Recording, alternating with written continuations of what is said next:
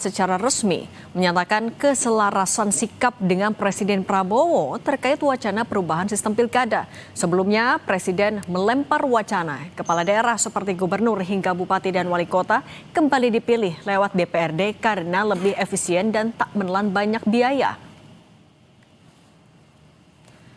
Dalam pernyataan yang disampaikan Sekjen DPP Partai Demokrat Herman Hairon, partainya membuka peluang agar pilkada tidak melulu dilakukan secara langsung.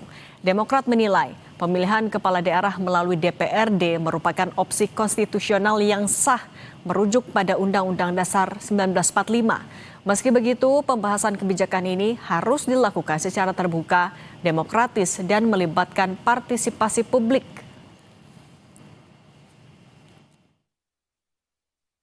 Terkait dengan penentuan terhadap sistem pilkada ke depan, Partai Demokrat sejalan dan sebaris dengan Presiden Prabowo Subianto.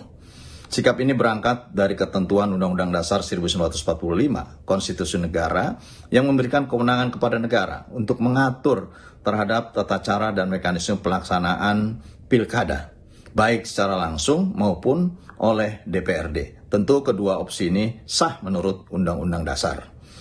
Demokrat memandang pemilihan kepala daerah oleh DPRD sebagai salah satu opsi yang harus diseriusi dan patut dipertimbangkan. Sebelumnya, upaya menghapus pilkada langsung pernah terjadi pada 2014 ketika partai-partai politik di DPR mendorong perubahan mekanisme pemilihan kepala daerah menjadi tidak langsung pada masa pemerintahan Presiden SBY.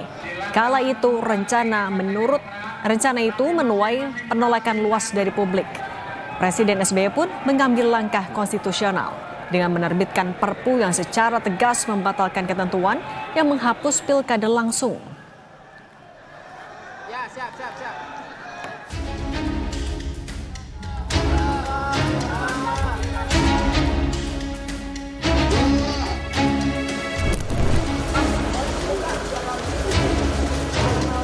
Sejumlah partai politik secara terbuka memberikan dukungan atas usulan pemilihan kepala daerah dilakukan melalui DPRD. Gerindra, Golkar, dan PAN menyebut besarnya ongkos politik menjadi alasan sistem pilkada langsung harus diubah. Tak hanya berbiaya besar, Ketum Partai Golkar Bahlil Lahadalia bilang pilkada langsung sering memicu konflik di daerah. Ia pun minta pembahasan RUU politik dimulai tahun ini. Khusus menyangkut pilkada Bapak Presiden, 1 tahun lalu kami menyampaikan kalau bisa pilkada dipilih lewat DPR saja. Banyak pro dan kontra. Tapi setelah kita mengkaji, alangkah lebih baiknya memang kita lakukan sesuai dengan pemilihan lewat DPR Kabupaten Kota. Biar tidak lagi pusing-pusing. Oleh karena itu kami memandang pembahasan RUU bidang politik seyogyanya bisa dimulai tahun depan. Namun, usulan ini ditolak PDI Perjuangan. Partai pimpinan Megawati Soekarno Putri ini menilai alasan maraknya politik uang di ajang pilkada langsung justru bermuara dari partai politik yang melakukan praktik jual beli kursi yang mencapai miliaran rupiah per satu kursi. Meski begitu, PDIP menilai usulan Golkar dan sejumlah parpol ini lebih condong untuk melanggengkan kekuasaan.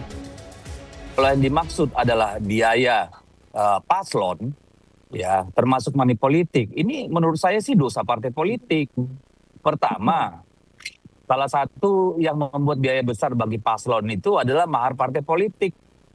Saya punya pengalaman, satu kursi itu bisa sampai 1 miliar, saya dengar 2 miliar. Ya saya lebih cenderung ke arah kepentingan jangka panjang ya, konsolidasi kekuasaan. Apalagi ketuanya Bung Doli ini kan pernah ngomong koalisi permanen, ini kan kelihatan dari satu sisi ada upaya untuk mempertahankan kekuatan jangka panjang. Pilihan sebagian partai politik untuk mengubah pilkada tak lagi langsung masih menunggu keputusan seluruh fraksi-fraksi di parlemen. Alasan pilkada langsung jadi biang suburnya politik uang dan dinasti harus dikaji ulang. Karena sejarahnya pilkada dilakukan secara langsung agar daerah bisa memilih pemimpinnya sendiri, sekaligus menghindari kong-kali-kong parpol di parlemen daerah. Tim Liputan Kompas TV.